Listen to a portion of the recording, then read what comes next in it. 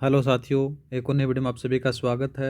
आज अपन बात करेंगे सब इंस्पेक्टर भर्ती परीक्षा का माइनर टेस्ट नोवा है, उसके बारे में अपन चर्चा करने वाले हैं। सेकंड प्रश्न पत्र है मेरे भाई, हिंदी वाला अपन कर चुके हैं, प्ले लिस्ट में जाकर देख लेना, आपको मिल जाएगा।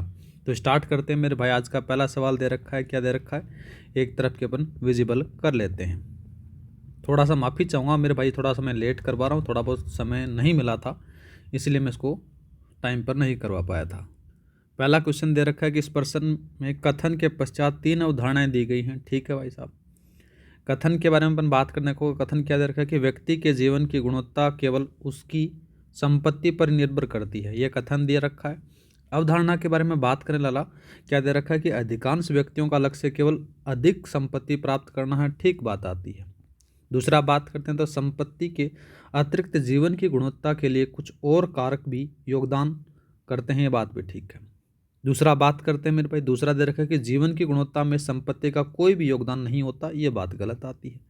तो यहाँ पर से बात करें तो मेरे भाई केवल अवधारणा एक और सेकंड अंतर्निहित है, ऑप्शन नंबर आप चौथा लगा दो। ठीक है, नेक्स्ट बात करते हैं मेरे भाई। नेक्स्ट सवाल दे रखा है कि नीचे दिए गए प्रश्न में एक कथन के बाद दो तर्क दे रखे हैं, तर्क फर्स्ट और तर्क सेकंड दिए गए हैं। तय करें कि कौन सा तर्क मजबूत है, वो आपसे पूछा गया है। कथन पढ़ते हैं पहले। कथन में कहा गया है कि क्या माता पिता को अपनी बेटियों की शिक्षा की तुलना में अपने बेटों की शिक्षा पर अधिक पैसा खर्च करना चाहिए, यह कथन कहा गया है। ठीक है मेरे भाई, पहला बात करते हैं कि हाँ, आंकड़े दर्शाते हैं कि लड़के लड़कियों की तुलना में अधिक सफल होते हैं, यह बात गलत आती है। दूसरा बात करते हैं, हाँ, माता पिता को अपने बेटी की शिक्षा की तुलना में उसकी शादी पर अधिक पैसा खर्च करना चाहिए, ऐसा भी कोई तर्क नहीं है मेरे भाई। दोनों के दोनों क्या है, न के बराबर आपको देखने को मिलेंगे, कोई मजबूत नहीं है मेरे भाई। तो यहाँ पर से आपका ऑप्शन नंबर तीसरा लगा दो, न तो पहला है न ही सेकंड है। नेक्स्ट बात करते हैं मेरे भाई। नेक्स्ट सवाल दे रखा कि नीचे दिए गए प्रश्न में एक कथन और उसके बाद में एक फर्स्ट और सेकंड अंकित दो उदाहरणें दी रखी है। ठीक है साहब, इसको पढ़ते अपन पहले। कथन में कहा गया कि केवल अच्छे नर्तकों को एक नृत्य समारोह में आमंत्रित किया गया था, लचीले शरीर के बिना कोई भी व्यक्ति अच्छा नर्तक नहीं हो सकता, यह कथन कहा गया है। तो कथन पहला पढ़ते हैं मेरे भाई। कथन में कहा गया है कि नृत्य समारोह में आमंत्रित सभी नर्तकों का शरीर लचीला था, यह बात यहाँ पर से कही गई है। ठीक है, दूसरा बात करते हैं, लचीले शरीर के बिना नर्तकों को नृत्य समारोह में आमंत्रित नहीं किया गया था, यह बात भी यहाँ पर से सही है। दोनों नहीं थे मेरे भाई यहाँ पर से, तो यहाँ पर से कौन सा आएगा, ऑप्शन नंबर आपका तीसरा सही रहेगा। नेक्स्ट बात करते हैं। नेक्स्ट वाले में कहा गया कि मेरे भाई कथन दे रखा है, कथन के बाद में दो तर्क दे रखे हैं, उनके बारे में बात करते हैं। पहला बात करते हैं कथन के बारे में, क्या भारत जैसे देश में केवल दो राजनीतिक दल होने चाहिए, ये कथन कहा गया है। पहला बात करते हैं कि हाँ, इससे चुनाव प्रक्रिया आसान हो जाएगी, कोई मजबूत तर्क नहीं है, पहला खत्म कर देते हैं। दूसरा बात करते हैं, नहीं, भारत जैसे देश में जहाँ कई क्षेत्रीय आकांक्षाएं हैं, क्षेत्रीय दलों को भी आवश्यकता है, ये बात एकदम सही है मेरे भाई। तो आपका ऑप्शन नंबर सेकंड है वो मजबूत है। तो मेरे भाई सेकंड मजबूत कहाँ पर से, ऑप्शन नंबर आपका चौथा है वो सही रहेगा।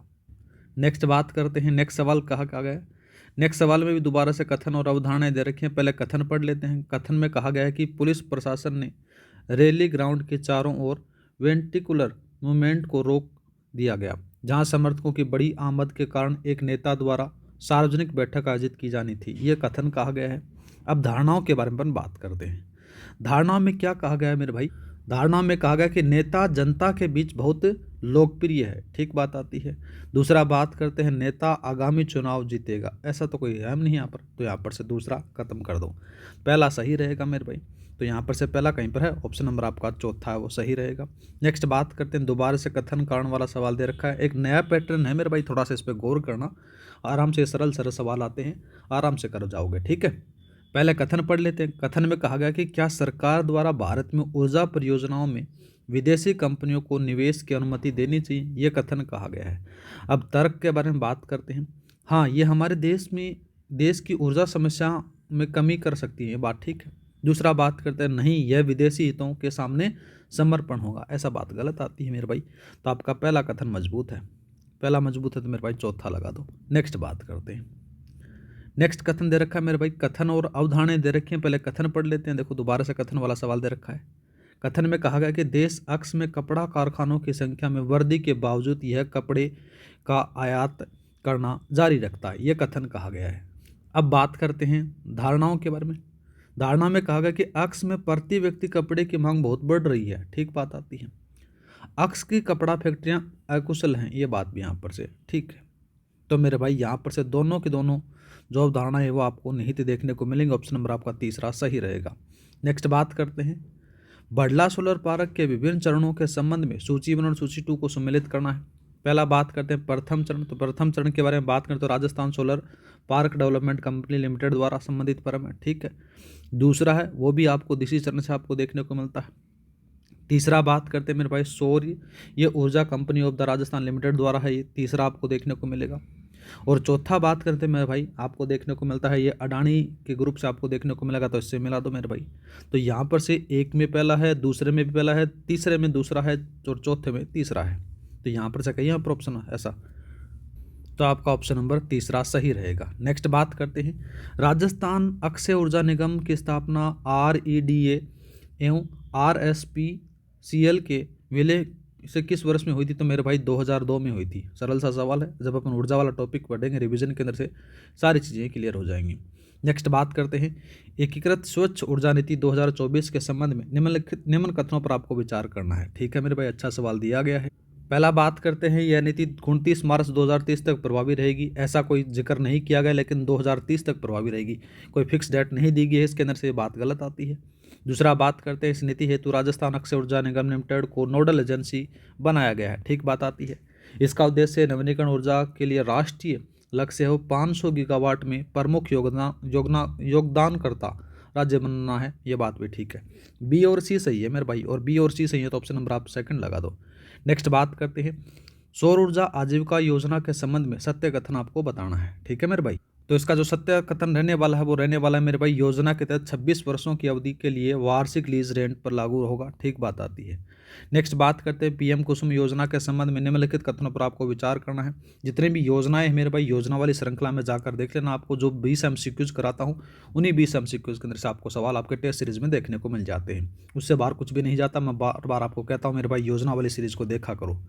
तो बात करते हैं सबसे पहले 2022 तक साथियों यहाँ पर से 30,800 मेगावाट की सौर ऊर्जा की क्षमता को सर्जित करने हेतु यह योजना लाई गई है, ठीक बात आती है मेरे भाई। दूसरा बात करते हैं इस योजना में 3 कंपोनेंट हैं ABC, ये बात भी ठीक है।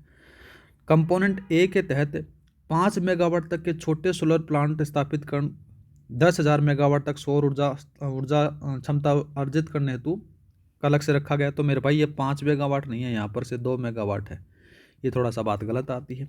दूसरा बात करते हैं कंपोनेंट A के द्वितीय चरण का संचालन वर्तमान में अक्षय ऊर्जा निगम लिमिटेड द्वारा किया जा रहा है, ये बात भी गलत आती है। तो मेरे भाई यहाँ पर से आपका A और B सही है, A और B सही है, तो यहाँ पर से कौन सा लगाओगे?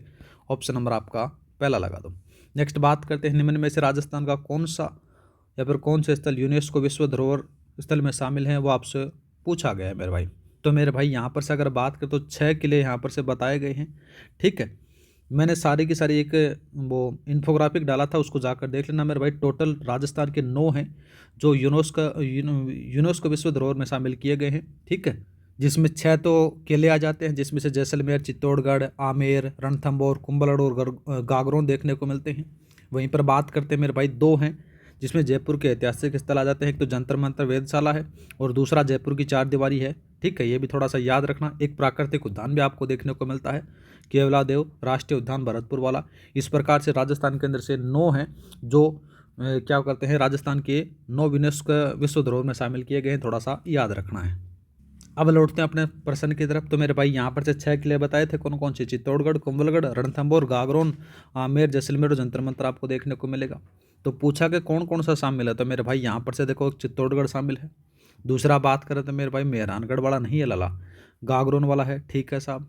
तीसरा बात करते हैं रणथंभौर का किला है, ये बात यहाँ पर से नहीं है, ठीक है। जंतर मंतर है, यहाँ पर से आपको देखने को मिलेगा। पहला, तीसरा और पांचवा, पहला, तीसरा, पांचवा कहाँ पर है? ऑप्शन नंबर आपका तीसरा सही रहेगा।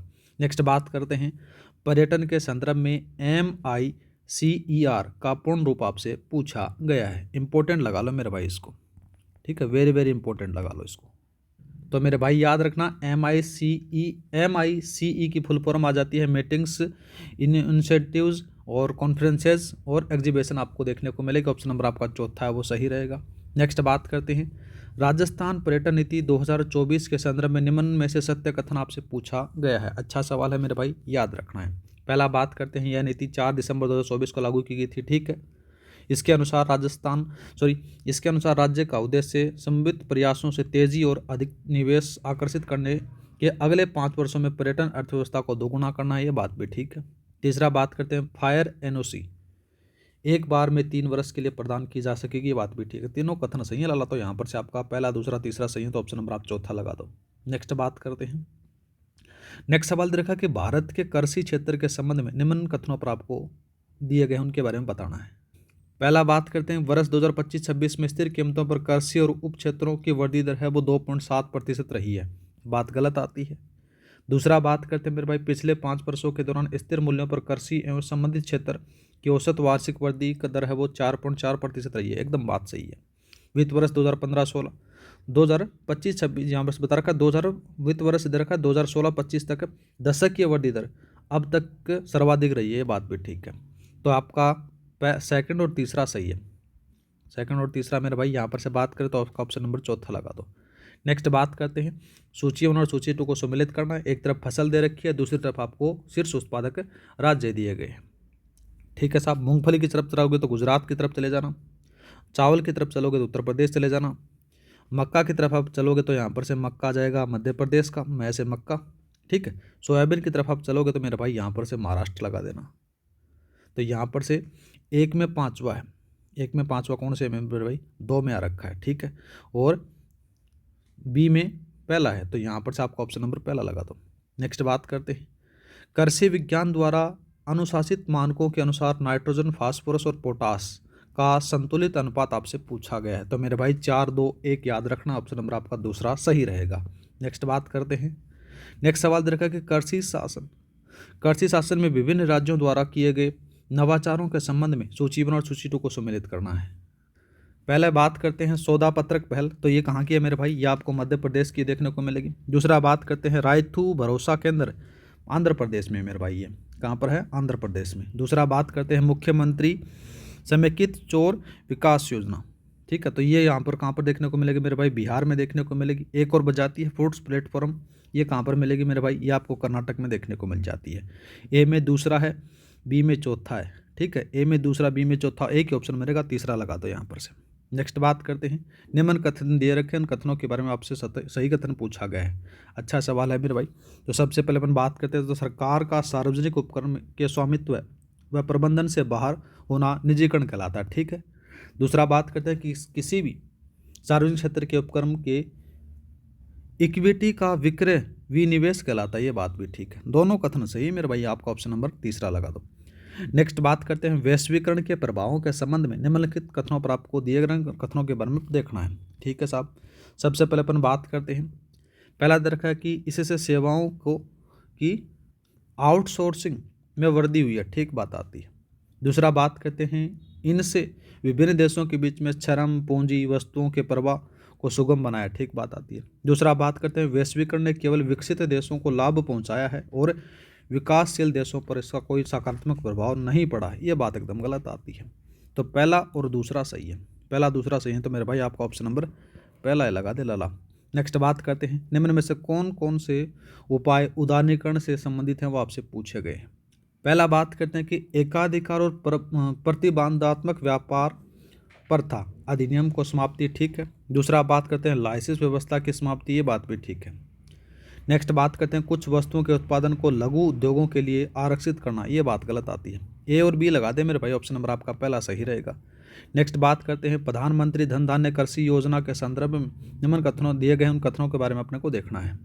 पहला बात करते हैं वित्त वर्ष 2026 से शुरू होने वाली यह योजना 100 आकांक्षी जिलों को कवर करेगी, ठीक बात आती है। इसका उद्देश्य कृषि उत्पादकता में वृद्धि करना तथा फसल के विविधीकरण और सतत कृषि पद्धतियों को अपनाने को बढ़ावा देना है, ठीक बात आती है। इसका कार्यान्वयन 11 मंत्रालयों की 36 मौजूदा योजनाओं के अभिसरण के माध्यम से किया जाएगा, ये बात भी ठीक है। ए बी सी आपके सही है मेरे भाई, यहाँ पर से आपका बात करें तो पहला दूसरा सही है, तो आपका ऑप्शन नंबर चौथा लगा दो, तीनों सही है। तो नेक्स्ट बात करते हैं। नेक्स्ट सवाल दे रखा कि open network for digital commerce के संबंध में निम्नलिखित कथनों पर विचार कीजिए तथा नीचे दिए गए कूटों में से सही विकल्प का चयन करना है मेरे भाई। पहला बात करते हैं तो पारंपरिक ई कॉमर्स प्लेटफॉर्म के विपरीत OSDC विभिन्न प्लेटफॉर्म पर क्रेताओं और विक्रेताओं के बीच में सीधे संपर्क को बढ़ावा देता है, जिससे किसी एक संस्था पर निर्भरता कम हो जाती है। ठीक बात आती है।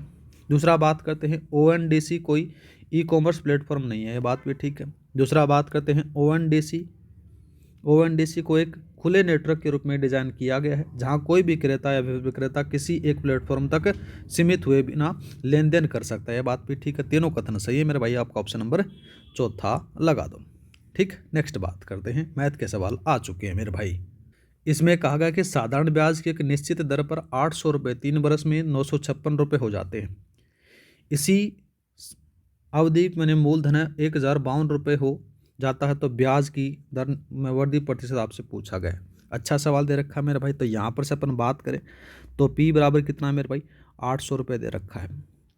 T बराबर मेरे भाई 3 दे रखा है। A बराबर मेरे भाई मतलब कि मिश्रधन है वो 956 दे रखा है। ब्याज आराम से निकाल सकते हो। SI1 अपन निकालेंगे तो यहाँ पर से कितना आएगा, 800 में से मतलब कि इसमें से घटा लो 956 में से 800 घटा दे मेरे भाई तो आपका आ जाता है यहाँ पर से 156 आ जाता है। अब निकालेंगे अपन SI1 निकालेंगे। SI1 में निकालेंगे तो PRT का फॉर्मूला लगाएंगे, PRT बटा 100 लगाएंगे। तो यहाँ पर से मेरे भाई SI की वैल्यू आ रखी है 156, P की वैल्यू अपने को है, ठीक है, कितनी है 800 है मेरे भाई। और R1 की वैल्यू अपन निकाल सकते हैं। R1 की वैल्यू आ जाती है, निकालेंगे अपन 3 बटा 100 आ जाता है। अब अपन R1 की जो वैल्यू आएगी मेरे भाई कितनी आएगी, 156 में अपन जब इसको 0 से 0 काट गया, 0 से 0 काट दिया, 8 से 24 आएगा। 24 का जब अपन भाग देंगे तो अपने पास में 6.5 आएगा। R1 की वैल्यू आ चुकी है। अब दोबारा से अपने पास में से क्या है, अपन P2 के हिसाब से निकालते हैं। यहाँ पर से अपन क्या निकालेंगे, SI2 निकाले लाला। SI2 निकालेगा तो अपने पास में से क्या आएगा, यहाँ पर से आ जाता है SI2 निकालेगा तो यह आएगा A2 माइनस का P आ जाता है। A2 कितना है, 1052 है। 1052 के अंदर से 800 घटाएगा तो 252 आएगा। कितना आएगा, 252 आएगा। अब क्या करेंगे, 252 के बराबर अपन करेंगे 800 गुणा R2 गुणा कितना है 3 वर्ष बटा 100 आ गया। 0 से 0 काट दिया, 0 से 0 काट दिया। R2 की जो वैल्यू आई मेरे भाई यहाँ पर से आएगी 10.5% आ गई। कितने आ गए, 10.5% आ गए। इसमें से घटा दो कितना, 6.5 घटा दे, 4% है कहीं पर आंसर। ऑप्शन नंबर आपका दूसरा है वो सही रहेगा। नेक्स्ट बात करते हैं। नेक्स्ट सवाल देखा कि 26,000 रुपये को इस प्रकार से दो राशियों में विभाजित किया जाता है कि एक भाग पर 10% की दर से 5 वर्ष का साधारण ब्याज, दूसरे भाग पर 9% की दर से 6 वर्ष के साधारण ब्याज बराबर होता है। 10% की दर से 5 वर्ष के लिए निवेशित राशि आपसे पूछी गई है। अच्छा सवाल है मेरे भाई। यहाँ पर से न्यू कह रहा है कि P1 प्लस P2 बराबर कितना है, 26,000 रुपये दे रखा है। ठीक है साहब, और कुछ दिमाग नहीं लगाएंगे। अब निकालते हैं अपन SI1 निकालते हैं। यहाँ पर से P1 इंटू कितना 10 गुणा 5 बटा 100 कर दिया तो यहाँ पर से मेरे भाई कितना आ गया, 50 P1 बटा 100 आ गया। इसी प्रकार से अपन बात करते हैं कौन सा, दूसरा करते हैं। यहाँ पर से SI2 निकालते हैं। यहाँ पर से आएगा P2 आएगा तो यहाँ पर से कितना आएगा, 9 गुणा 6 बटा 100 आ गया मेरे भाई। तो यहाँ पर से कितना, 9 से 54 P2 बटा 100। बाद में क्या करा है कि दोनों बराबर हो जाते हैं। ठीक है, बराबर कर दे मेरे भाई, और क्या दिमाग लगाएगा इसमें। यहाँ पर से अपना बराबर रखेंगे तो 50 P1 बटा 100 बराबर अपने पास में से 54 P2 बटा 100। यहाँ पर से 0 से 0 कट गया और P1 बटा P2 बराबर अपने पास में से कितना आ गया, 27 बटा कितना आ गया, 25 आ गया। इतना आपने कर लिया। ठीक, अब अपने पास में से क्या हो गया लाला, P1 और P2 की वैल्यू अपने पास में से पता हो गई। तो P1 P2 का है तो यहाँ पर से कितना आ गया, 27 प्लस का 25 बराबर कितना है, 26,000 रुपये है मेरे भाई। ठीक है साहब, जितना कर लेंगे। यहाँ पर से एक की जो वैल्यू निकालेगा तो 26,000 बटा आप कितना आएगा, 52 आ जाता है मेरे भाई। यहाँ पर से कितना आ गया, यहाँ पर से आएगा 500 आ गया। अब अपने को क्या है, P1 वाले 10% वाले निकालें, 10% मतलब इसका आ जाता तो P का मेरे भाई यहाँ पर से निकालेंगे P1 बराबर 27 गुणा 500 से मल्टीप्लाई करेगा तो अपने पास में से कितना आएगा, 13,500 रुपये आएगा। ऑप्शन नंबर आपका तीसरा सही रहेगा। ठीक है, नेक्स्ट बात करते हैं। नेक्स्ट सवाल कौन सा दे रखा है, नेक्स्ट सवाल दे रखा है कि P1 P2 P3 को क्रम से 4, 6, 8, 10 इस प्रकार निवेश किया जाता है कि वर्ष के अंत में तीनों राशियों को से प्राप्त साधारण ब्याज बराबर है। यदि तीनों निवेशित राशियों का योग है वो 2600 रुपये है तो P1 P2 P3 का मान आपसे पूछा गया है। कुछ भी दिमाग नहीं लगाना लाला। यहाँ पर से अपने को देखो निकालते हैं। अपन क्या निकालेंगे, पहले अपन निकालते हैं 4% पर। 4% पर निकालेगा तो यहाँ पर से जब अपन निकालेंगे P1 की जो वैल्यू आएगी वो आएगी 100 I बटा अपन निकाल सकते हैं 4 ये P1 की आ गई। इसी प्रकार से P2 की जो वैल्यू आएगी मेरे भाई वहाँ पर से 6 आ जाती है। ये लो भाई 6 आ गई। कितनी आ गई? ये आ गई 6। और P3 की जो वैल्यू आएगी मेरे भाई यहाँ पर से कितनी आ गई? 100 बटा आई के साथ में रहेगा ही, यहाँ पर से 8 आ जाती है। जब अपन इसको लिखते हैं P1 अनुपात का P2 अनुपात का P3 अनुपात का, इस प्रकार से लिख दिया। जब अपन सारों को काटेंगे तो 1/4, 1/6 और 1/8 आ जाएगा। एलसीएम लेगा मेरे भाई, तो एलसीएम लेगा तो अपने पास में से इसको क्या आ जाएगा यहाँ पर से, ये आएगा 24। ठीक है साहब, 24 आ जाएगा। तो अपने पास में से किस प्रकार से आएगा? P1 अनुपात का P2 अनुपात का P3। तो यहाँ पर से आएगा 6:4:3 आ गया। अब यहाँ पर से क्या करेंगे, इनका टोटल कर देंगे। 6 4 10, 10 और 3 13 आ गया मेरा भाई, ये आ गया 13। अब यहाँ पर से क्या करेंगे, P1 की वैल्यू निकालेंगे तो 6/13 गुणा 2400 है क्या? 2600 है। चलो 2600 है, ये P1 की आ गई। इसी प्रकार से P2 की निकालेंगे तो अपने पास में से कितना आ गया? P2 की वैल्यू है 4/13 गुणा 2600। इसी प्रकार से P3 की जो वैल्यू आएगी वहाँ पर से कितनी आएगी? 3/1300 गुणा 2600। इस प्रकार से आप आराम से P1 P2 की वैल्यू निकाल सकते हो। ठीक है, तो इनको आराम से निकाल लोगे मेरे भाई। 6 दूनी 1200 आ जाता है, एक का 1200, फिर 800, 800 के बाद में साथियों कौन सा आएगा? 600 आ जाती है। तो आपका ऑप्शन नंबर चौथा है वो सही रहेगा। नेक्स्ट बात करते हैं, उस मूलधन का पता लगाइए जो साधारण ब्याज का 8% वार्षिक दर से 9 महीने में 1000 रुपये हो जाता है। अच्छा सवाल है मेरे भाई, हो जाता है तो हो जाने दो। कोई ए बराबर अपने पास में कितना है? 1000 रुपये लाला। आर बराबर कितना है? 8% है। ठीक है, और टी बराबर है मेरे पास में 9 माह है, तो 9 माह तो मेरे भाई 9/12 का भाग दूंगा तो मेरे भाई 0.75 आ जाता है। वर्ष में चेंज कर लिया। अब अपन इसमें से फॉर्मूला लगा देंगे। कौन सा फॉर्मूला लगाएंगे? ए बराबर P/1 प्लस का RT/100 लगा दें। ठीक है, तो यहाँ पर से ए की वैल्यू है अपने पास में से 1000 रुपये है, और पी की वैल्यू अपने को निकालनी है। ठीक है, 1 आ गया, 8 आ गया, और यहाँ पर से 0.75/100 कर दे। जब अपन इसको सोल्व करेंगे तो अपने पास में से 1000 तो इधर आ गए, P/1.06 आ गया। अब P की जो वैल्यू आएगी मेरे भाई 1000/1.06 आएगी, तो अपने पास में जब इसको काटेंगे तो अपने पास में कितना आएगा? ये आएगा 943.39 कुछ समथिंग आएगा। ठीक है, तो यहाँ पर से आपका ऑप्शन नंबर तीसरा है वो सही रहेगा। नेक्स्ट बात करते हैं। नेक्स्ट सवाल दे रखा कि एक राशि 20% चक्रवर्ती ब्याज पर 2 वर्ष के लिए निवेशित की जाती है। यदि ब्याज अर्धवार्षिक आधार पर देय होता है तो इस पर ब्याज के वार्षिक आधार पर देय होने की तुलना में 482 रुपये अधिक प्राप्त होता है, तो राशि ज्ञात करनी है। अच्छा सवाल दे रखा है। यहाँ पर से अपन कौन सा नियम लगाएंगे मेरे भाई? आर की वैल्यू है कितनी है? 20% है, और टी की वैल्यू है 2 वर्ष है, जितना दे रखा है। फॉर्मूला क्या जानते हैं? ए बराबर अपन जानते हैं P/1 प्लस का R/100 की पावर T जानते हैं। जो भी चीज़ें आपके पास में है वो सारी चीज़ें यहाँ पर से रख दी जाएंगी। यहाँ पर से अपन A1 निकालेंगे। A1 अपने पास में से कितना आएगा मेरे भाई? यहाँ पर से आएगा 120। 120 का कितना आएगा? 144 आ जाएगा। चलो 1.44P आ गया। ठीक, अब अपन क्या निकालेंगे? CI1 निकालेंगे। तो यहाँ पर से क्या करेंगे? A1 माइनस का P कर देंगे, तो यहाँ पर से कितना आएगा? 144। 1.44P माइनस का P निकालोगे तो अपने पास में कितना आएगा? 0.44P आ गया। ये CI1 आ गया। इसी प्रकार से अपन क्या करेंगे? CI2 निकालेंगे। CI2 में क्या करा कि अर्धवार्षिक हो जाती है, तो मेरे भाई दर आधी हो जाएगी, समय दुगुना हो जाएगा, सीधी सी बात आ जाती है। फॉर्मूला वही लगाना है। तो यहाँ पर से क्या करेंगे? P आ गया, 1 प्लस का दर आधी हो गई मतलब कि 10 हो गया, बटा अपने पास में से 100 हो गया, और जो समय है वो 4 हो गया मेरे भाई। जब अपन इसका निकालेंगे तो अपने पास में से कितना आएगा? 1.4641P आएगा। ठीक है, अब अपन CI2 निकालेंगे। CI2 निकालेंगे तो A2 माइनस का P निकालेंगे मेरे भाई। तो यहाँ पर से कितना आ गया? यहाँ पर से आ गया 1.4641P माइनस का 0.4, यहाँ पर से कितना आ गया? यहाँ पर से P है, माइनस का P बराबर अपने पास में आ गया 0.4641P आ गया। ये बचा अपने पास में CI2 बच गया। CI1 आ गया, CI2 आ गया। अब बाद में क्या करेगा? 482 रुपये अधिक है, तो यहाँ पर से क्या करेगा?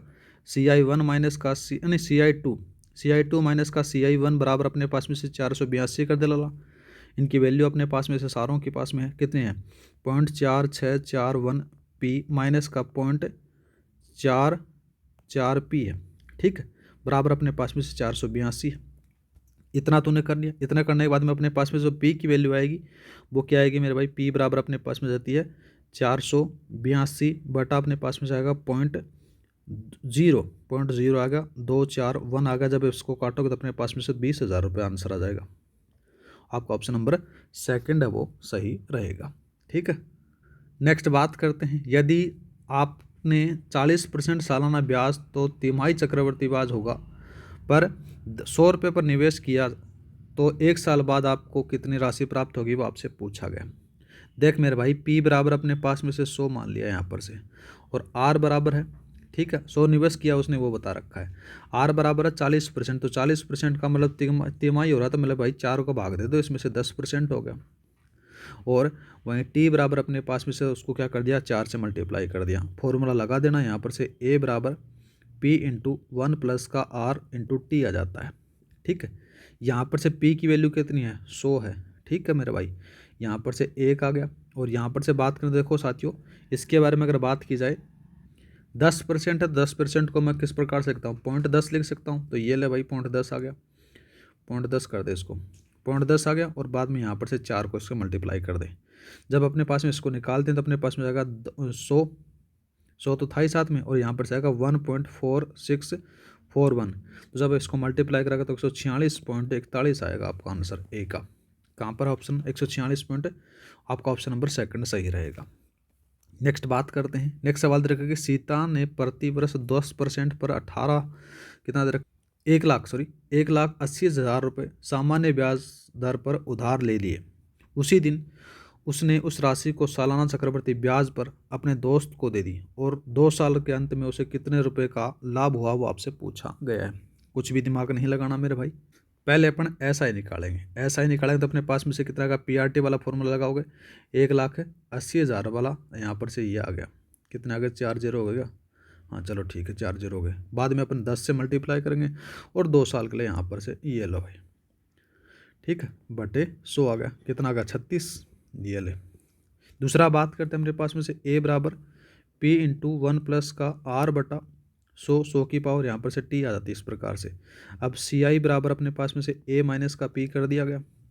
अब ए की वैल्यू अपने पास में से निकालनी है। देखो किस प्रकार से आएगा मेरे भाई, यहाँ पर से ये आ जाता है, इधर आ जाएगा ये। सबसे पहले अपन क्या करेंगे, ए निकाल लेंगे। अपन ए निकालेंगे तो अपने पास में से कितना आएगा, 1,80,000, 4 0 आ गए, प्लस का 1 और बटा 10/100 की पावर 2 आ गया। जब अपन इसको सोल्व करेंगे तो अपने पास में से कितना आएगा, 21,7,800 आ जाता है। चलो ठीक है। दूसरा बात करते हैं, सी आई जब अपन निकालेंगे तो अपने पास में से कितना आएगा, 21,7,800 माइनस का 1,80,000 अपने पास में निकाल दोगे तो अपने पास में से कितना आएगा, यह आ जाता है 37,800 जाता है। 37,800 जैसे ही आपके पास में आएगा, यहाँ पर से 36,000 निकाल दो, जो ऊपर वाला जो निकाल कर आए, तो यहाँ पर से आपका 1,800 आएगा। कितना आएगा, 1,800 आएगा। ऑप्शन नंबर आपका चौथा है वो सही रहेगा। नेक्स्ट बात करते हैं। नेक्स्ट सवाल कौन सा दे रखा है, नेक्स्ट सवाल दे रखा है कि 2 वर्ष में एक मूलधन पर 5% वार्षिक दर से चक्रवर्ती ब्याज और समान समय में उसी मूलधन पर साधारण ब्याज से 10 रुपये ज़्यादा हैं, तो मूलधन आपसे पूछा गया। तो मेरे भाई डी वाला फॉर्मूला लगाना, डी इंटू पी, डी बराबर पी इंटू आर बटा 100 लगा दे। तो यहाँ पर से क्या करें, स्क्वायर कर दे। चलो ठीक है, तो डी की वैल्यू 10 है, पी की वैल्यू अपने को निकालनी है, तो 5/100 का स्क्वायर कर दे। तो अपने पास में जो पी की वैल्यू आएगी वो कितनी आएगी, 4,000 रुपये आएगी। ऑप्शन नंबर आपका तीसरा सही रहेगा। नेक्स्ट बात करते हैं, निम्न कथनों पर विचार करना है। अच्छा सवाल दे रखा है। पहला बात करते हैं, देखो अनुच्छेद 137 के अंतर्गत सर्वोच्च न्यायालय को अपने निर्णयों और आदेशों का पुनरावलोकन करने की शक्ति प्राप्त, ठीक बात आती है। दूसरा बात करते हैं, अनुच्छेद 13 के तहत सर्वोच्च न्यायालय विधायिका के कानूनों की न्यायिक समीक्षा कर सकता है, ठीक है। दूसरा बात करते हैं, एस.पी. गुप्ता बनाम यूनियन ऑफ इंडिया वाद 1982 में जनहित याचिका को आधारित आधिकारिक मान्यता दी गई, ये बात भी ठीक है। तीनों कथन सही मेरे भाई, आपका ऑप्शन नंबर चौथा वो सही रहेगा। नेक्स्ट बात करते हैं, नेक्स्ट सवाल दे रखा है कि न्यायाधीशों अधिनियम 1968 निम्न में से किस या फिर किन संवैधानिक पदाधिकारियों को पद से हटाने के लिए लागू किया गया था। तो पहला बात करते हैं मेरे भाई, यहाँ पर से उच्च न्यायालय के न्यायाधीश, ठीक है, मुख्य निर्वाचन आयुक्त, ये बात भी ठीक है, और राज्य निर्वाचन आयुक्त, ये बात भी ठीक है। जिला न्यायाधीश के लिए नहीं है। तो आपका पहला, दूसरा, तीसरा सही है मेरे भाई, आपका ऑप्शन नंबर तीसरा सही रहेगा। नेक्स्ट बात करते हैं, अनुच्छेद 127 के उपबंधों के तहत उच्चतम न्यायालय का मुख्य न्यायाधीश तदर्थ न्यायाधीशों की नियुक्ति किस प्रकार की जा सकती है? तो मेरे भाई याद रखना, जब राष्ट्रपति से पूर्व सहमति हो तभी की जा सकती है। तो आपका ऑप्शन नंबर सेकंड है वो सही रहेगा। नेक्स्ट बात करते हैं। नेक्स्ट सवाल कौन सा दे रखा है? निम्न कथनों पर आपको विचार करना है।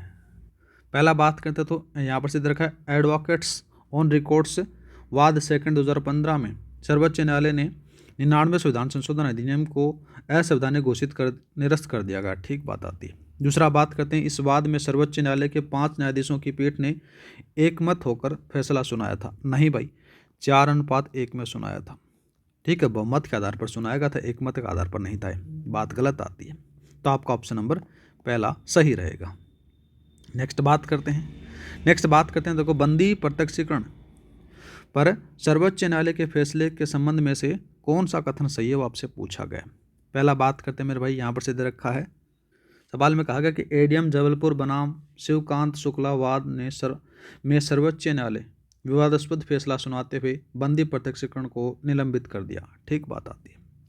दूसरा बात करते हैं, यह फैसला न्यायाधीश पीएन भगवती की अध्यक्षता, नहीं भाई, इसकी अध्यक्षता किसने की थी? सदस्य थे इसके अंदर से, याद रखना, नाम आता है एन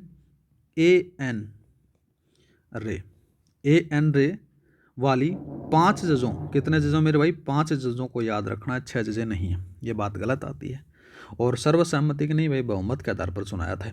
नेक्स्ट बात करते हैं, न्यायाधीशों के एम पुट्टा स्वामी बनाम भारत संघवाद में 9 जजों का संवैधानिक पीठ के उक्त फैसला को निरस्त कर दिया गया था। ये बात एकदम सही है मेरे भाई। पहला सही है और तीसरा सही है। पहला सही है, तीसरा सही है, तो आपका ऑप्शन नंबर तीसरा सही रहेगा। नेक्स्ट बात करते हैं। नेक्स्ट सवाल दे रखा है कि लोकपाल और लोकायुक्त एक्ट 2013 के तहत किन्हें इनकी पदावधि में शामिल किया गया। पहला बात करते हैं सांसदों को, दूसरा सभी केंद्रीय मंत्रियों को, तीसरा 10 लाख तक विदेशी अनुदान प्राप्त करने वाली स्वयंसेवी संस्था को। ठीक है, पहला दूसरा तीसरा सही है मेरे भाई, सभी को शामिल किया गया। ऑप्शन नंबर चौथा लगा दो। नेक्स्ट बात करते हैं, लोकपाल संस्था का अध्यक्ष हो सकता है, तो मेरे भाई वो कौन हो सकता है उसी के बारे में बात करते हैं। सेवारत भारत का मुख्य न्यायमूर्ति हो सकता है, सेवानिवृत्त भारत का मुख्य न्यायमूर्ति भी हो सकता है। दूसरा बात करते हैं, उच्चतम न्यायालय का कोई भी सेवारत न्यायाधीश हो सकता है। ठीक है, दूसरा बात करते हैं, उच्चतम न्यायालय का कोई भी सेवानिवृत्त न्यायाधीश भी हो सकता है। चारों सही है मेरे भाई, यहाँ पर से हो सकते हैं। और ऑप्शन नंबर चौथा सही रहेगा।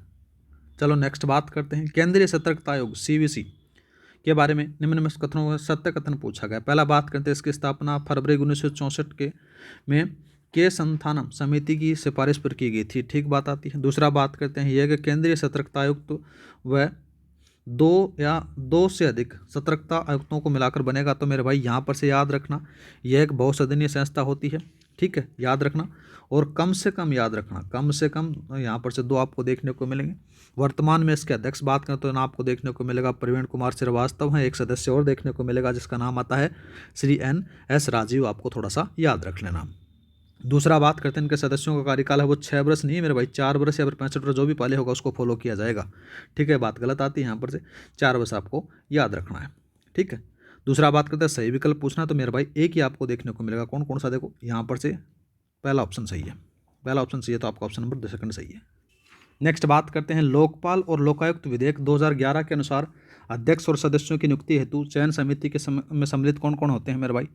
पहला प्रधानमंत्री होता है। दूसरा बात करते हैं मेरे भाई, यहाँ पर से लोकसभा अध्यक्ष होता है।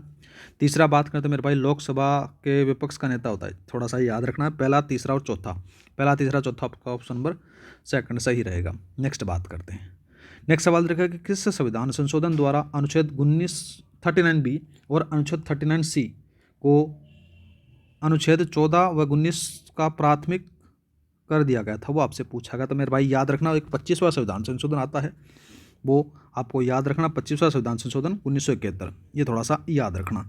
एक चीज़ और याद रखना मेरे भाई, थोड़ा सा अलग से पढ़ लेना, 42वां संविधान संशोधन, ये थोड़ा सा इंपॉर्टेंट है, वेरी वेरी इंपॉर्टेंट है, पूछा जा सकता है। और एक ही इंपॉर्टेंट है, ये दोनों याद रखना है, 42वां और 44वां वेरी इंपॉर्टेंट है। ठीक है, नेक्स्ट बात करते हैं, नेक्स्ट सवाल देखें, निम्न कथनों पर विचार करना है। पहला बात करते हैं, तो संविधान में संशोधन करने की शक्ति संसद में नहीं था। ठीक बात आती है।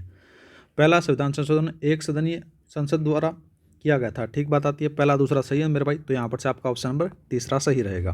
नेक्स्ट बात करते हैं, संविधान के कौन से प्रावधानों के संशोधनों में संसद के विशेष बहुमत व कम से कम आधे राज्यों की स्वीकृति देना आवश्यक है। तो मेरे भाई एक तो पहला बात करते हैं केंद्र और राज्यों की कार्यकारिणी शक्तियों का विस्तार करना, ठीक है, नागरिकता वाला कोई लेना देना है नहीं इससे। दूसरा बात करते हैं संसद में राज्यों का प्रतिनिधित्व, तो ये बात भी ठीक है, ठीक है मेरे भाई इसको बात। तीसरा बात करते हैं राष्ट्रपति के निर्वाचन पर इसकी प्रक्रिया, ये बात भी यहाँ पर से सही है, ठीक है मेरे भाई। तो ये आपका जो सेकंड है वो गलत है, पहला तीसरा चौथा, पहला तीसरा चौथा, तो आपका ऑप्शन नंबर तीसरा सही रहेगा। नेक्स्ट बात करते हैं, नेक्स्ट सवाल कौन सा दे रखा है। नेक्स्ट सवाल दे रखा है केंद्रीय सूचना आयुक्त के संबंध में निम्नलिखित कथनों पर सत्य पूछा गया। पहला बात करते हैं इसका गठन है वो सूचना का अधिकार अधिनियम 2005 के तहत 12 अक्टूबर 2005 को किया गया था, ठीक बात आती है। दूसरा बात करते हैं इसमें से एक मुख्य सूचना आयुक्त और अधिकतम दो अन्य सदस्य सूचना आयुक्त हो सकते हैं भाई। इसकी जो संरचना होती है 1+10 की होती है, ये थोड़ा सा याद रखना है, तो बात गलत आती है। दूसरा बात करते सदस्य हेतु 5 वर्षों का कार्यकाल, 5 वर्षों का थोड़ी है मेरे भाई, 3 वर्ष का है ना यहाँ पर से, तो ये बात थोड़ा सा याद रखना है। तो आपका जो सही विकल्प है ऑप्शन नंबर पहला ही सही है, पहला सही, तो ऑप्शन नंबर आप सेकंड लगा दो, थर्ड लगा दो। नेक्स्ट बात करते हैं केंद्रीय सूचना आयुक्त के संबंध में असत्य कथन चुनना है वो आपसे पूछा गया है। तो इसका जो सही रहेगा मेरे भाई कि मुख्य सूचना आयुक्त को संसद के समावेदन पर राष्ट्रपति द्वारा हटाया जाता है। संसद का समावेदन तो कहीं है, इसमें लेना देना ही नहीं है मेरे भाई, तो आपका सेकंड लगा दो। नेक्स्ट बात करते हैं निम्न में से असत्य कथन है वो पहचानना है, ठीक है मेरे भाई, अच्छा सवाल दे रखा है।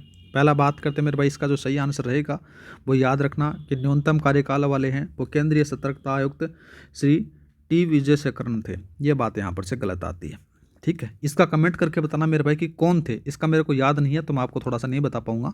आप मेरे को कमेंट करके बताना कि न्यूनतम कार्यकाल वाले केंद्रीय सतर्कता आयुक्त कौन थे, पर ये नहीं थे, ठीक है। नेक्स्ट बात करते हैं 48वां सवाल।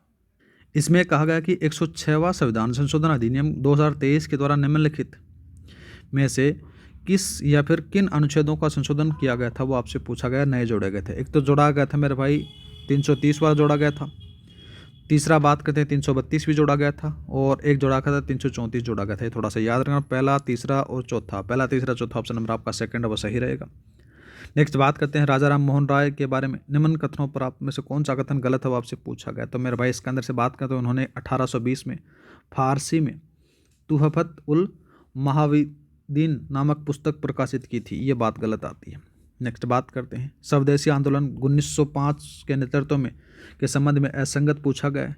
लाला लाजपत राय का तो मेरे भाई पंजाब से संबंध था, बम्बई से कहाँ था लाला, ये बात गलत आती है, तो आपका ऑप्शन नंबर सेकंड सही है। नेक्स्ट बात करते हैं 10 दिसंबर 2025 को ग्रामीण क्षेत्रों में महिला संचालित उद्योगों को अधिकतम सक्षम, संगठित और बाजार उन्मुख बनाने के उद्देश्य से राजीविका ने किन के साथ में MOU हस्ताक्षर किया था वो आपसे पूछा गया है। तो वो याद रखना मंजरी फाउंडेशन के साथ में किया लाला। नेक्स्ट बात करते हैं हाल ही में राज्य सरकार द्वारा किए गए पंचायती राज संस्थाओं के पुनर्गठन के संबंध में निम्न कथनों पर आपको विचार करना है। अच्छा सवाल दे रखा है। पहला बात करते हैं यहाँ पर पहला सवाल देखो कौन सा दे रखा है कि 19 नवंबर 2025 को राज्य सरकार ने पंचायती राज अधिनियम 1994 की धारा 11 के प्रदत्त शक्तियों का प्रयोग कर 8 नई जिला परिषदों का गठन किया गया, ठीक बात आती है। दूसरा बात करते हैं नवंबर 2025 में किए गए पंचायती पुनर्गठन में सर्वाधिक नई पंचायतें जयपुर में जोड़ी गई थी, ना कि जोधपुर में, ये बात गलत आती है, आपका ऑप्शन नंबर ए सही रहेगा। नेक्स्ट बात करते हैं दिसंबर 2025 में राज्यपाल हरिभाऊ बागड़े ने किसे राज्यपाल के सूचना आयुक्त के रूप में नियुक्त किया गया था। तो मेरे भाई मैंने अलग से इसका वीडियो बनाया था, जाकर देख लेना। सुनील शर्मा को नियुक्त किया गया है, अलग से मैंने बना रखा है इसका सूचना आयुक्त के बारे में, तो सुनील शर्मा को बनाया गया था। नेक्स्ट बात करते हैं 20 से 30 दिसंबर तक रायपुर में आयोजित 45वीं जूनियर राष्ट्रीय तीरंदाजी प्रतियोगिता में राजस्थान के किस खिलाड़ी ने स्वर्ण पदक जीता था। तो मेरे भाई किसने जीता था, प्रांजल ठोलिया के द्वारा जीता गया था। नेक्स्ट बात करते हैं निम्नलिखित में से कांग्रेस के उदारवादी नेतृत्व की विशेषता नहीं थी वो आपसे पूछा गया है। तो इसका जो सही आंसर रहेगा मेरे भाई याद रखना उदारवादी वैधानिक उपायों में अंधविश्वासी थे, ये बात गलत आती है, ऑप्शन नंबर आपका चौथा गलत है। नेक्स्ट बात करते हैं नेक्स्ट सवाल दे रखा है कि निम्नलिखित कथनों पर विचार करते हुए सत्य कथन का चयन करना है। अच्छा सवाल दे रखा है। पहला बात करते हैं तो 1848 में ज्योतिबा फूले ने पूना में बालिका शिक्षा के लिए एक विद्यालय की स्थापना की, तो ये बात यहाँ पर सही आती है। दूसरा बात करते हैं 1849 में जॉन इलियट बेथू ने कलकत्ता में बालिका शिक्षा के लिए एक विद्यालय की स्थापना की, ये बात भी ठीक है, दोनों कथन सही है मेरे भाई, आपका ऑप्शन नंबर पहला सही रहेगा। नेक्स्ट बात करते हैं कुछ चीज़ें कभी सुधारी नहीं जा सकती, उनका नष्ट होना आवश्यक है, ब्राह्मण धर्म में उनमें से एक है। तो मेरे भाई उपरोक्त में से किसका कथन है, तो याद रखना नाम आता है रामास्वामी पेरियार का आता है, ऑप्शन नंबर आपका तीसरा सही रहेगा। नेक्स्ट बात करते हैं ब्रह्म समाज के बारे में। निम्न कथनों पर विचार करते हुए सत्य कथन का बताना है। ठीक है साहब। पहला बात करते हैं, इसकी स्थापना 20 अक्टूबर 1828 को कलकत्ता में ब्रह्म सभा नामक संस्था के रूप में हुई थी। ठीक बात आती है। ठीक है साहब। दूसरा बात करते हैं, ताराचंद चक्रवर्ती को इसका प्रथम सचिव बनाया गया था। ये बात भी ठीक है। दूसरा बात करते हैं, इसमें मूर्ति पूजा का विरोध किया गया था। बात भी ठीक है। नेक्स्ट बात करते हैं, इसने धार्मिक ग्रंथों की व्याख्या के लिए पुरोहित वर्ग को नियुक्त किया गया था। ये बात गलत आती है। तो पहला दूसरा तीसरा सही है मेरे भाई। पहला दूसरा तीसरा ऑप्शन नंबर आपका चौथा सही रहेगा। नेक्स्ट बात करते हैं। नेक्स्ट में कहा गया कि तत्वबोधिनी सभा के संदर्भ में निम्नलिखित कथनों में से असत्य कथन है उसको पूछा गया है। अच्छा सवाल है मेरे भाई। पहला बात करते हैं, तत्वबोधिनी सभा की स्थापना है मेरे भाई 1839 में होती है। 1839 के अंदर से साथियों नाम आता है द्वारिकानाथ, थोड़ी नाम आता है, तो नाम आता है उनका देवेंद्र नाथ। क्या नाम आता है? देवेंद्र नाथ टैगोर के द्वारा इसकी स्थापना की जाती है। थोड़ा सा याद रखना, ऑप्शन नंबर आपका पहला ही गलत है। नेक्स्ट बात करते हैं, केशव चंद्र सेन का संबंध निम्नलिखित में से किसकी या फिर किन की स्थापना से नहीं है, वो आपसे पूछा गया था मेरे भाई। याद रखना, यहाँ पर से अगर बात करें तो नाम आता है साधारण ब्रह्म समाज से आ जाता है। ठीक है। साधारण ब्रह्म समाज के बारे में अगर बात करें तो साधारण ब्रह्म समाज है, ये साथियों 15 मई की बात आती है। 15 मई 1878 को इसकी स्थापना होती है। ठीक है। और इनके अनुयायियों के द्वारा होती है। इनके अनुयायियों के अंदर से 2-3 नाम आपको याद रखने मेरे भाई। आनंद मोहन बोस आता है, शिवचंद्र देव आता है, और एक आता है उमेश चंद्र दत्ता आता है। ये 3 लोग हैं जो केशव चंद्र सेन के क्या थे, अनुयायी थे। उनके द्वारा साधारण ब्रह्म समाज की स्थापना की जाती है। साधारण ब्रह्म समाज की जो स्थापना है वो केशव चंद्र सेन के द्वारा नहीं की जाती है। थोड़ा सा याद रखना है। ठीक है। नेक्स्ट बात करते हैं मेरे भाई। नेक्स्ट सवाल रखा कि निम्न में से युवा बंगाल आंदोलन के संदर्भ में सत्य नहीं है, वो आपसे पूछा गया है। तो याद रखना, यह उस समय के सभी राजनीतिक और सामाजिक संगठनों के साथ सहयोग करना चाहता था। यह बात यहाँ पर से तीसरा गलत आता है। नेक्स्ट बात करते हैं, निम्न में से स्वामी दयानंद सरस्वती द्वारा स्थापित आर्य समाज के आदर्श थे, वो आपसे पूछा गया। पहला बात करते हैं मेरे भाई कि मूर्ति पूजा का विरोध। ठीक बात आती है मेरे भाई। दूसरा बात करते हैं, व्यक्ति के पैसे के आधार पर वर्गीकृत चतुर्थ वर्ण व्यवस्था का समर्थन। ये बात भी ठीक है। जाति व्यवस्था का उनके वर्तमान स्वरूप का समर्थन। ये बात गलत आती है। पहला दूसरा सही है मेरे भाई। पहला दूसरा सही है, तो आपको ऑप्शन नंबर तीसरा सही लगा दो। नेक्स्ट बात करते हैं।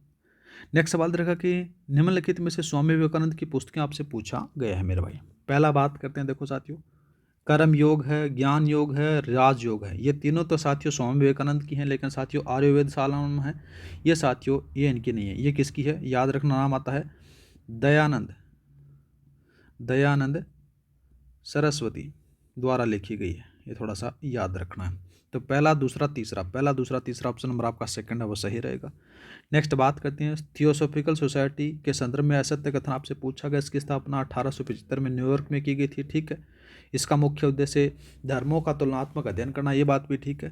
दूसरा बात करते हैं, 1893 में doctor Annie Besant theosophical society के अध्यक्ष बनी थी। अध्यक्ष तो बनी थी मेरे भाई, पर 1893 में नहीं बनी थी। ये बनी थी 1907 में बनी थी, जब भारत आएगी तब। आपका ऑप्शन नंबर सेकंड लगा दो, थर्ड लगा दो इसमें से। नेक्स्ट बात करते हैं, ईश्वर के बारे में सोचने के लिए मेरे पास वक्त नहीं है, क्योंकि अभी इसी धरती पर बहुत काम किया जाना है। ये उपरोक्त कथन है, वो आपसे पूछा गया है। तो मेरे भाई याद रखना, यह कथन था ईश्वर चंद्र विद्यासागर का। ऑप्शन नंबर आपका सेकंड है, वो सही रहेगा। नेक्स्ट बात करते हैं मेरे भाई। नेक्स्ट सवाल दे रखा कि पारसी समाज सुधारक बहरामजी एम मालाबरी ने अपना अभियान किसके विरुद्ध चलाया था? बाल विवाह के विरुद्ध चलाया था मेरे भाई। 10 साल से 12 वर्ष इसमें कर दिया गया था। नेक्स्ट बात करते हैं, सूची 1 और सूची 2 को सुमेलित करना। अच्छा सवाल दे रखा है मेरे भाई। तो सबसे पहले अपन बात करते हैं बॉम्बे एसोसिएशन। बॉम्बे एसोसिएशन की तरफ अपन चलते हैं, तो मेरे भाई नाम आता है कौन सा? दादा भाई नौरोजी का नाम आता है। दूसरा बात करते हैं मेरे भाई, बॉम्बे प्रेसिडेंसी एसोसिएशन के बारे में अगर बात करें तो फिरोज शाह मेहता नाम आता है। दूसरा बात करते हैं मद्रास महाजन सभा के बारे में जब चलते हैं, तो यहाँ पर से आपको देखने को मिलेगा कौन सा? यहाँ पर से आपको देखने को मिल जाएगा सुब्रमण्यम अय्यर आ जाता है। और नेक्स्ट बात करते हैं मद्रास नेटिव एसोसिएशन के बारे में, तो यहाँ पर से आपको देखने को मिल जाता है। तो आपका ऑप्शन नंबर पहला ही सही रहेगा। नेक्स्ट बात करते हैं। नेक्स्ट सवाल रखें, कांग्रेस के प्रथम अधिवेशन में 72 प्रतिनिधियों ने भाग लिया। निम्न में से इस अधिवेशन में किस प्रांत के प्रतिनिधित्व की संख्या सर्वाधिक थी? तो मेरे भाई याद रखना, बम्बई की थी। किस में थी? बम्बई की थी। इसके बारे में बात करते हैं तो साथियों नाम आता है 28 दिसंबर की बात आती है। 28 दिसंबर 1875 की बात आती है। गोकुल दास तेजपाल संस्कृत कॉलेज में ये क्या होता है? अधिवेशन होता है। इसके अंदर से बात करें तो मेरे भाई बम्बई के हैं 38 लोग होते हैं, प्रतिनिधित्व होते हैं, मद्रास के 21 होते हैं, बंगाल के 3 होते हैं, उत्तर पश्चिमी और अवध के 7 होते हैं, पंजाब के 3 होते हैं। इस प्रकार से टोटल 72 प्रतिनिधियों ने इसमें भाग लिया था, थोड़ा सा याद रखना है। कौन कौन से थे मेरे भाई? बम्बई में 38 थे, मद्रास में 21 थे, बंगाल में 3 थे, उत्तर पश्चिमी और अवध में 7 थे और पंजाब के 3 थे। तो इस प्रकार से 72 आपको थोड़ा सा याद रखना है, ठीक है। और ये कब हुआ था वो भी याद रखना, 28 दिसंबर 1885 को था। कहाँ हुआ था वो भी याद रखना है, कहाँ पर से? गोकुलदास तेजपाल संस्कृत कॉलेज में हुआ था, थोड़ा सा याद रख लेना। नेक्स्ट बात करते हैं निम्नलिखित में से कौन उग्र राष्ट्रीय नेता थे? तो लालपाल बाल आपको याद रखना है। तो लालपाल बाल याद रखो तो मेरे भाई यहाँ पर से आपका कौन सा नाम आएगा? तो आपका पहला, दूसरा, चौथा, तो आपका ऑप्शन नंबर चौथा रहेगा। दूसरा बात करते हैं तीसरा, गोपाल कृष्ण गोखले, ये उदारवादी नेता थे मेरे भाई, ठीक। नेक्स्ट बात करते हैं निष्क्रिय प्रतिरोध के सिद्धांत का प्रतिपादन किसने किया था, वो आपसे पूछा गया। तो मेरे भाई याद रखना, अरविंद घोष के द्वारा किया जाता है। नेक्स्ट बात करते हैं लॉर्ड कर्जन द्वारा बंगाल विभाजन की रूपरेखा कब प्रस्तुत की गई थी, वो आपसे पूछा गया। तो मेरे भाई याद रखना, नाम आता है 1905 का, 19 जुलाई 1905 को ये रूपरेखा प्रस्तुत की जाती है, ठीक है। लेकिन ये प्रभावी कब होती है? याद रखना 16 अक्टूबर 1905 को ये प्रभावी होती है, ये प्रभावी हुई थी, ठीक है। नेक्स्ट बात करते हैं सूची 1 सूची 2 को सम्मिलित करना है। इधर बात करते हैं स्वदेशी बांधव समिति, तो मेरे भाई अश्विन कुमार दत्त आते हैं। दूसरा बात करते हैं अंजुम मोहिबान वतन, ये कौन आता है मेरे भाई? अजीत सिंह आते हैं। दूसरा बात करते हैं सर्वेंट ऑफ इंडिया सोसाइटी के बारे में बात करते हैं मेरे भाई, गोपाल कृष्ण गोखले आते हैं। और राष्ट्रीय शिक्षा परिषद के सदागुरु दास आपको देखने को मिल जाते हैं। तो यहाँ पर से ए में दूसरा है, बी में तीसरा है, ठीक है, और ए में दूसरा, बी में तीसरा, तो आपको ऑप्शन नंबर तीसरा लगा दो। नेक्स्ट बात करते हैं बंगाल विभाजन का विरोध करते हुए कांग्रेस ने सर्वप्रथम स्वदेशी एवं बहिष्कार का प्रस्ताव किस अधिवेशन में पारित किया गया था? याद रखना, बनारस अधिवेशन में किया था। ऑप्शन नंबर आपका तीसरा सही रहेगा। नेक्स्ट बात करते हैं निम्नलिखित कथन, एक कथन और कारण पढ़ना है। पहला बात करते हैं कथन, देखते हैं अंग्रेजों द्वारा चलाई गई पाश्चात्य शिक्षा भारत में राष्ट्रवाद का उदय का कारण बनी, ठीक बात आती है। दूसरा बात करते हैं अंग्रेज पाश्चात्य शिक्षा के माध्यम से भारतीयों को जागरूक बनाना चाहते थे। अरे वो जागरूक बनाने नहीं चाहते थे, ये बात गलत आती है। वो तो अपना LDC का काम निकालना चाहते थे, वो नहीं चाहते थे कि भारतीय पढ़ें, ठीक है। तो वहाँ पर से क्या था, उनको जागरूक करना का मेन मकसद नहीं था। उनका काम था कि छोटा मोटा काम निकल जाए, वहाँ से ब्रिटिश से वहाँ लोग नहीं लाए जाएँ और यहाँ भारतीयों से काम करवाया जाए। इस प्रकार से उनको बस इतना ही शिक्षा देना चाहते थे वो, ठीक है। तो ये बात गलत आती है, कारण गलत, कथन सही है यहाँ पर से। तो आपका ऑप्शन नंबर तीसरा सही रहेगा। नेक्स्ट बात करते हैं। नेक्स्ट सवाल रखा है प्रधानमंत्री ग्राम सड़क योजना के संबंध में निम्नलिखित कथनों पर विचार करना है। सारी चीज़ें मैंने बता रखी है मेरे भाई, जाकर देख लेना योजना वाली श्रृंखला के अंदर, वेरी वेरी इंपॉर्टेंट वो आपके लिए। और 20 MCQs हैं, 20 MCQs में सारी के सारी योजना कंप्लीट हो रखी है। RPSC कैसा सवाल बना सकती है, कैसा कैसा बन सकता है, वो सारे मैंने वहाँ पर से करा रखे हैं, जाकर देख लेना, ठीक है। पहला बात करते हैं इस योजना का शुभारंभ 25 दिसंबर 2000 को किया गया था, ठीक बात आती है। दूसरा बात करते हैं इस योजना के अंतर्गत सामान्य क्षेत्रों में 500 से अधिक की आबादी वाले गांव में डामर की पक्की सड़कों का निर्माण किया जा रहा है, ठीक बात आती है। वर्तमान में इस योजना के चतुर्थ चरण का संचालन किया जा रहा है, ये बात भी ठीक है। इस योजना के अंतर्गत केंद्र और राज्य का सरकार का जो वित्त का हिस्सा मेरे भाई 75-25 का थोड़ी है मेरे भाई, तो 60-40 का है, ये भी थोड़ा सा याद रखना। अब यहाँ से थोड़ा सा और घुमा सकता है, तो याद रखना जो पूर्वी क्षेत्र है और जम्मू एंड कश्मीर में साथियों वहाँ पर से जो हिस्सा है वो 90-10 का है, याद रखना है, ठीक है, ये भी थोड़ा सा याद रख लेना है। तो यहाँ पर से पूछा कि सत्य कथन कौन सा है मेरे भाई? ABC सही है, D नहीं है, यहाँ पर से आपका ऑप्शन नंबर पहला लगा दे। नेक्स्ट बात करते हैं, यहाँ पर सवाल दे रखा है परवन अकावद पेयजल परियोजना के संबंध में निम्नलिखित कथनों पर आपको विचार करना है। पहला बात करते हैं 9 दिसंबर को राज्य सरकार ने जल जीवन मिशन के अंतर्गत इस परियोजना को कार्य आदेश जारी कर 3,523 करोड़ रुपए का बजट आवंटित किया, ठीक बात आती है। दूसरा बात करते हैं इस परियोजना में भरतपुर करौली बारा, ये बात तो गलत आती है मेरे भाई। कौन सा है? एक तो बारा है, बारा के साथ में झालावाड़ लला, कौन सा है? झालावाड़ है, झालावाड़ के साथ में कोटा है, ये जिले आपको देखने को मिलेंगे, भरतपुर करौली नहीं है इसमें, तो ये बात गलत आती है। इस परियोजना का कार्य अगस्त 1947 तक किया जाना प्रस्तावित है, बात ठीक है। A और C सही है मेरे भाई, यहाँ पर से सकते हैं, तो आपका ऑप्शन नंबर पहला सही रहेगा। नेक्स्ट बात करते हैं। नेक्स्ट में कहा गया कि राजस्थान पर्यटन नीति 2025 के संबंध में निम्नलिखित में से कथनों पर विचार करना है। पहला बात करते हैं, यह नीति है 10 दिसंबर 2025 को जारी की गई, ठीक है। पर्यटन कौशल विकास पाठ्यक्रमों हेतु 500 है मेरे भाई, 5000 नहीं है लला, ये बात गलत आती है। दूसरा बात करते हैं इस नीति के तहत जयपुर व अजमेर में MICER सेंटर स्थापित किए जाएंगे, ये बात ठीक है मेरे भाई, ठीक है। दूसरा बात करते हैं, दूसरा दे रखा है देखो, ये बात ठीक है, ये भी सही है। नेक्स्ट है कहीं पर, नेक्स्ट दे रखा है कि राज्य भर में पर्यटन अवसंरचना के विकास और संचालन व रखरखाव हेतु 5,000 करोड़ रुपए का Rajasthan tourism infrastructure and capacity buildings fund गठित किया गया था। बात ठीक है। ए, सी और डी। ए, सी, डी आपका ऑप्शन नंबर तीसरा सही रहेगा। नेक्स्ट बात करते हैं 78 का। इसमें कहा गया कि हाल ही में राजस्थान सरकार द्वारा विभिन्न नीतियां जारी की गई हैं। इस संबंध में निम्नलिखित में से सम्मिलित करना है। राजस्थान ट्रेंड प्रमोशन नीति 2025 उद्योग और वाणिज्य विभाग की है। ठीक है। Rajasthan global capability centre policy 2025, ये भी बात मेरे भाई उद्योग और मंडल विभाग की है। ठीक है। दूसरा बात करते हैं राजस्थान टूरिज्म वाली, ये नगरीय विकास वाली आपको देखने को मिलती है, ट्रांजिट वाली। ठीक है। नेक्स्ट बात करते हैं एक और आपको देखने को मिलेगी राजस्थान व्हील स्क्रम पॉलिसी 2025, ये परिवहन विभाग की, थोड़ा सा याद रखना। दूसरे वाला है संरचना विभाग, ये वाली नहीं है, सूचना वाले। तो यहाँ पर से मेरे भाई बात करें तो कौन सा आएगा, यहाँ पर से आता है आपका ऑप्शन नंबर पहला सही रहेगा।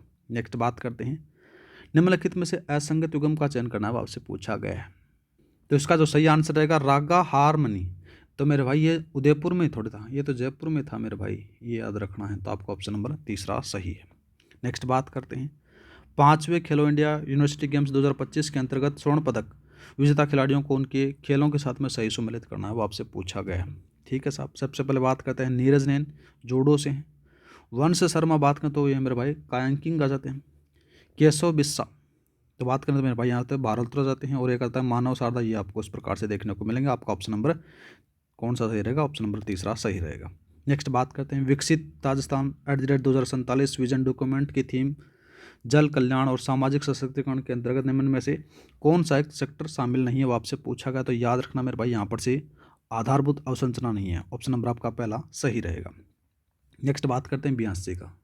इसमें कहा गया कि अक्टूबर 2025 में जारी की गई हरियालो राजस्थान महाअभियान प्रगति के संबंध में निम्नलिखित कथनों पर आपको विचार करना है।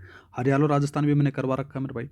पहला बात करते हैं इस अभियान के तहत राज्य भर में 10 करोड़ से अधिक पौधे लगाने का लक्ष्य लगाए गए हैं। ठीक बात आती है। सर्वाधिक वृक्षारोपण जयपुर जिले में किया गया है। बात ठीक है। सबसे कम वृक्षारोपण भीलवाड़ा जिले में किया गया। ऐसा कोई लेना देना, ऐसा कुछ लिखा हुआ नहीं है इस हरियाणा राजस्थान के अंदर से कि सबसे कम वहाँ पर से किया गया है, ये बात गलत आती है। ठीक है। सत्य कथन पूछा गया तो पहला दूसरा सही लगा तो मेरे भाई पहला दूसरा लगा तो ऑप्शन नंबर आपका पहला सही रहेगा। नेक्स्ट बात करते हैं। नेक्स्ट सवाल कौन सा दे रखा है, नेक्स्ट सवाल दे रखा है प्रथम जल संचय जन भागीदारी पुरस्कारों के अंतर्गत बेस्ट परफॉर्मिंग डिस्ट्रिक्ट कैटेगरी 3 में प्रथम स्थान कौन सा है मेरे भाई, तो याद रखना अलवर का है। नेक्स्ट बात करते हैं युद्धाभास सेंटिनल स्ट्राइक के संबंध में निम्नलिखित कथनों पर आपको विचार करना है। पहला बात करते हैं ये भारत अमेरिका का संयुक्त भाषण नहीं भाई, बात गलत आती है। भारतीय सेना और दक्षिणी पश्चिमी कमान जिस अपन बोल सकते हैं शक्ति कमान का, उसके अंदर से आपको देखने को मिलेगा, बात गलत आती है। इसका आयोजन 28 से 30 अक्टूबर तक महाजन फील्ड फायरिंग रेंज बीकानेर में किया गया, ये बात एकदम सही है मेरे भाई। 74 पूछा गया, सेकंड लगा दे बस। नेक्स्ट बात करते हैं राज्य का पहला पेटेंट फैक्ट्री कॉम्प्लेक्स कहाँ स्थापित किया जा रहा है, वो आपसे पूछा गया। तो मेरे भाई याद रखना कहाँ पर से किया जा रहा है, सीतापुरा भीलवाड़ा जयपुर में किया जा रहा है। नेक्स्ट बात करते हैं मिलान करना है। ठीक है साहब। पहला बात करते हैं सर्पगंधा, ये आपको देखने को मिलेगा। मैन रूप से बात की जाए तो यहाँ पर से प्रशांत तक के रूप में आ जाता है। आंवला के रूप में बात करें तो मेरे भाई आ जाता है कौन सा, ये स्क्रबी रोधक में आ जाता है। कपास के बारे में बात करें तो मेरे भाई आ जाता है गर्भ निरोधक में आपको देखने को मिलेगा। अफीम बात करें तो दर्द निवारक में आपको देखने को मिल जाती है। ए में तीसरा है और बी में दूसरा है। ए में तीसरा, बी में दूसरा, ऑप्शन नंबर आप सेकंड लगा दे। फिर नेक्स्ट बात करते हैं। फिर नेक्स्ट तरह का निम्न में से कौन सा या फिर कौन सी यौगिक पीड़ाहारी नहीं है, वो आपसे पूछा गया। तो मेरे भाई एस्प्रिन है। एस्प्रिन के साथ में कौन सा है, मॉर्फिन भी है। लेकिन जो पेनिसिलिन है और दूसरा तरह का टाइक्सोक्लिन, ये साथियों क्या है, जीवाणु संक्रमण का इलाज के लिए प्रयोग की जाती है, बात गलत आती है इन दोनों का। ठीक है। तो ये आपका सेकंड और थर्ड है, नहीं थर्ड और फोर्थ है। थर्ड और फोर्थ आएगा तो ऑप्शन नंबर आपका तीसरा सही रहेगा। नेक्स्ट बात करते हैं। नेक्स्ट सवाल देखा कि परिरक्षकों के संबंध में निम्न कथनों पर आपको विचार करना है। पहला बात करते हैं परिरक्षक खाद्य पदार्थों को नष्ट करने से बचाते हैं तथा उनको सेल्फ लाइन में वृद्धि करते हैं। ठीक है साहब। दूसरा बात करते हैं कि परिरक्षक सूक्ष्म जीवों की वृद्धि और एंजाइमों की सक्रियता और ऑक्सीजन के साथ में प्रतिक्रिया को धीमा करते हैं, ये बात भी ठीक है मेरे भाई। दोनों की व्याख्या यहाँ पर से सही हो रही है, तो यहाँ पर से आपका ऑप्शन नंबर सेकंड लगा दें।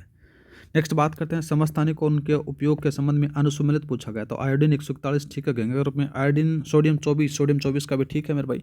लेकिन कार्बन 14 होता है मेरे भाई, कार्बन 11 थोड़ी होता है। कार्बन काल निर्धारण के लिए ऑप्शन नंबर आपका तीसरा सही रहेगा।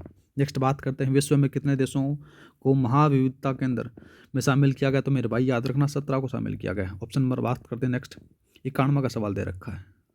एक तरफ आपको राष्ट्रीय पार्क दे रखे हैं, दूसरी तरफ आपको महत्वपूर्ण जंतु दे रखे, इनको मिलाना है। कंचनजंगा, रेड पांडा, ठीक है। दाचिगम, हुंगल, ठीक है, ये ले भाई। साइलेंट वैली की तरफ अपन जाओगे तो लायन टेल्ड मकाक आ जाते हैं, तो यहाँ पर से एक इस प्रकार से मिला दो। तो आपका ऑप्शन नंबर कौन सा है? ऑप्शन नंबर आपका तीसरा सही रहेगा। नेक्स्ट बात करते हैं, IUCN द्वारा वर्गीकृत प्रजातियों की श्रेणी के संबंध में निम्नलिखित कथनों पर आपको विचार करना है। अच्छा सवाल दे रखा है मेरे भाई। पहला बात करते हैं, IUCN ने प्रजातियों की कुल 9 श्रेणियों में विभाजित किया गया है, ठीक बात आती है, सही है। दूसरा बात करते हैं, अति संवेदनशील श्रेणी में से वे जीव आते हैं जिनमें से पिछले 10 वर्षों में 50% से नहीं आएगा मेरे भाई, 30% से अधिक कमी में देखी गई है, ये बात गलत आती है। दूसरा बात करते, संकटगत श्रेणी में से वे जीव आते हैं जो पिछले 10 वर्षों में 50% आएगा मेरे भाई, यहाँ पर से याद रखना, ये बात गलत है।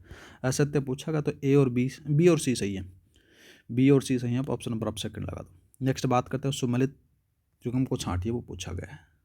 पहला बात करते हैं, गिद्ध संरक्षण परियोजना 2006 में की गई थी, ठीक बात आती है। बाघ संरक्षण परियोजना मेरे भाई 1973 में थी, और हाथी परियोजना 1992 में थी, ये थोड़ा सा याद रखना है, कब थी? 1992 में।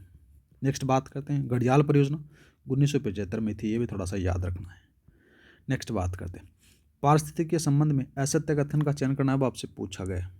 पहला बात करते हैं, तो जीव और उनके पर्यावरण के मध्य पाए जाने वाले परस्पर संबंधों का अध्ययन को पारिस्थितिकी कहते हैं, ठीक है।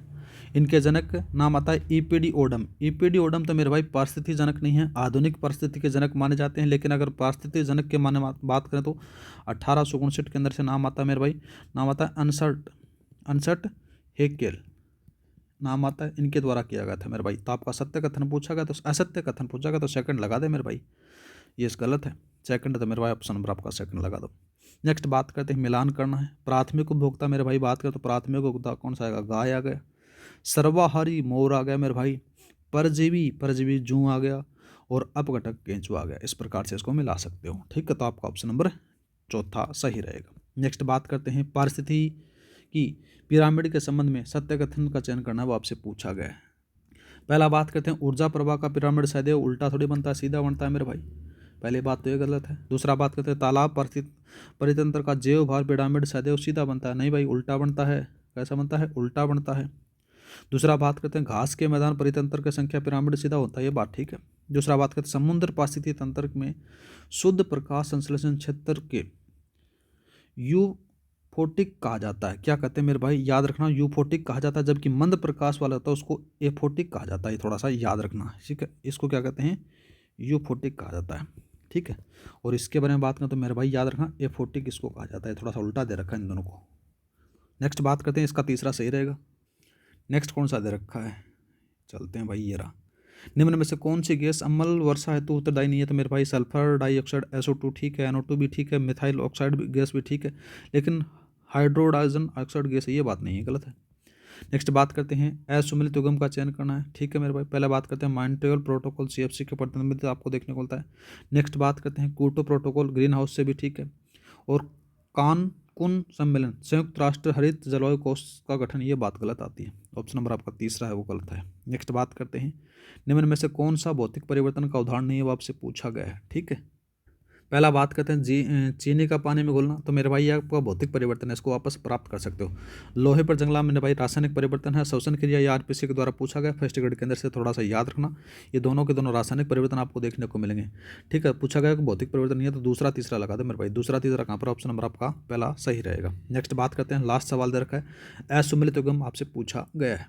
पहला बात करते हैं, CH4 मार्स गैस है, CH3OH है, कास्ट में स्प्लिट आ जाता है, CHCl क्लोरोफॉर्म आ जाता है। लेकिन बात करें तो साथियों इसके बारे में अगर बात करें तो मिथेनॉल का तो सूत्र होता है CH3OH होता है लाला इसका, तो इसको क्या कहते हैं? फिर इसको कहते हैं मेथेनॉल, जिसको फार्मेल्डिहाइड भी कहा जाता है, थोड़ा सा याद रखना। आपका ऑप्शन नंबर चौथा है वो गलत आ जाता है, ठीक है।